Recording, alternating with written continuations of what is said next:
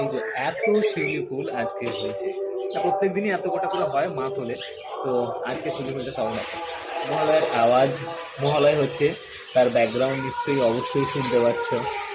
এত শিউলি ফুল আজকে ঘুরে পাওয়া গেছে। প্রত্যেক দিনই মা কুড়ায়, আজকেও মা কুড়িয়ে আমাকে দিল। তো এত শিউলি ফুল, মানে এক থালা ভালোবাসা।